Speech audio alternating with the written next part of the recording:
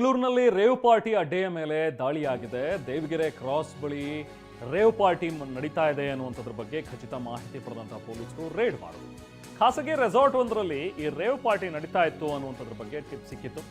ಅದರಂತೆ ಅಲ್ಲಿ ಹೋಗಿ ನೋಡಿದ್ರೆ ರೇವ್ ಪಾರ್ಟಿ ಭರ್ಜರಿಯಾಗಿ ನಡೆಸ್ತಾ ಇದ್ವು. ಅಲ್ಲಿ ಬೆಂಗಳೂರು ದಕ್ಷಿಣ ತಾಲೂಕಿನ ದೇವಗೆರೆ ಬಳಿಯ ರೆಸಾರ್ಟ್ ಒಂದು. ಬೆಂಗಳೂರು ದಕ್ಷಿಣ SP ಶ್ರೀನಿವಾಸ್ ಗೌಡ ಅವರ ನೇತೃತ್ವದಲ್ಲಿ ದಾಳಿ ನಡೆಸಿ ಒಂದಷ್ಟು ಜನರನ್ನ ವಶಕ್ಕೆ ಪಡ್ಕೊಂಡಿದ್ದಾರೆ. ಈ ದಾಳಿ ಸಂದರ್ಭದಲ್ಲಿ ಸುಮಾರು ಒಂದು 35 ಜನ ಯುವತಿಯರಿದ್ದರು. 115 ಜನ, ಒಟ್ಟು 35 ಜನ ಯುವತಿಯರು ಸೇರಿದಂತೆ 115 ಜನರನ್ನ ಈಗ ವಶಕ್ಕೆ ಪಡೆದು ವಿಚಾರಣೆಯನ್ನು ಮಾಡ್ತಾ ಇದ್ದಾರೆ. ರಾಮನಗರ ಜಿಲ್ಲಾಸ್ಪತ್ರೆಯಲ್ಲಿ ಮೆಡಿಕಲ್ ಟೆಸ್ಟ್ ಮಾಡಿಸಿದ್ದಾರೆ.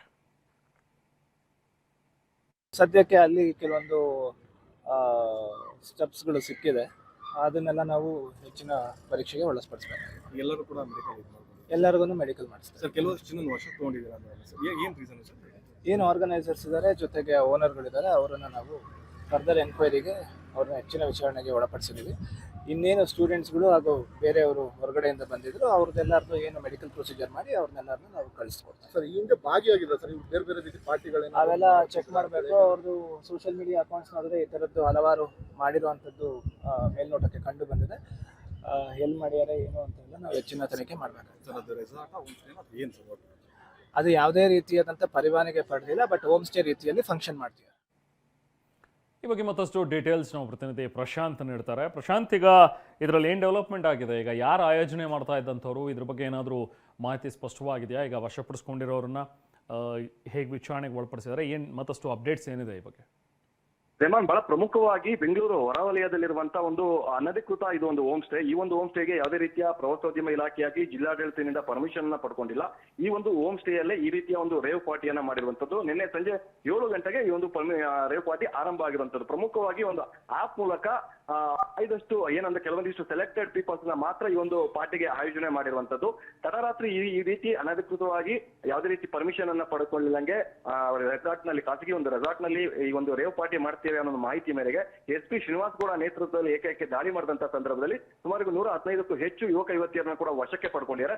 ಬೆಂಗಳೂರು ಮೂಲದ 4 ರಿಂದ 5 ಜನ ಈ ಒಂದು ಕಾರ್ಯಕ್ರಮವನ್ನು ಆಯೋಜನೆ ಮಾಡಿದ್ರು. ಜೊತೆಗೆ ಅಲ್ಲಿ ಹೋಮ್ ಸ್ಟೇ ಏನಿದೆ ಆ ಹೋಮ್ ಸ್ಟೇನ ಮಾಲೀಕರು ಕೂಡ ಇದರಲ್ಲಿ ಶಾಮೀಲಾಗಿದ್ರು. ಇವರೆಲ್ಲರೂ ಕೂಡ ಸೇರಿ ಈ ಒಂದು ಇದನ್ನ ಕಾರ್ಯಕ್ರಮವನ್ನು ಆಯೋಜನೆ ಮಾಡಿದ್ರು. ಇದರಲ್ಲಿ ಕೆಲವೊಂದಿಷ್ಟು ಡ್ರಗ್ಸ್ ಮತ್ತೆ ಬೇರೆ ಬೇರೆ ಮಾದಕ ವಸ್ತುಗಳನ್ನೆಲ್ಲವೂ ಕೂಡ ಪರಿಚಯ ಅನ್ನೋ ಹಿನ್ನೆಲೆಯಲ್ಲಿ ರೈಡ್ ಮಾಡಿರುವಂತದ್ದು. ಈ ನಿಟ್ಟಿನಲ್ಲೂ ಕೂಡ ಅಲ್ಲಿ ಕೆಲವೊಂದಿಷ್ಟು ವಸ್ತುಗಳನ್ನ, ಕೆಲವೊಂದಿಷ್ಟು ಮಾದಕ ವಸ್ತುಗಳನ್ನೆಲ್ಲವನ್ನೂ ಕೂಡ ಈಗ ವಶಕ್ಕೆ ಪಡ್ಕೊಂಡು ಅದನ್ನ FSL ಕೂಡ ಕಳಿಸಿದ್ದಾರೆ. ಜೊತೆಗೆ ಈಗಾಗಲೇ ವಶಕ್ಕೆ ಪಡ್ಕೊಂಡಿರುವಂತಹ 115 ಜನರು ಕೂಡ ರಾಮನಗರ ಜಿಲ್ಲಾಸ್ಪತ್ರೆಯಲ್ಲಿ ಮೆಡಿಕಲ್ ಟೆಸ್ಟ್ ಅನ್ನ ಮಾಡಿರುವಂತದ್ದು.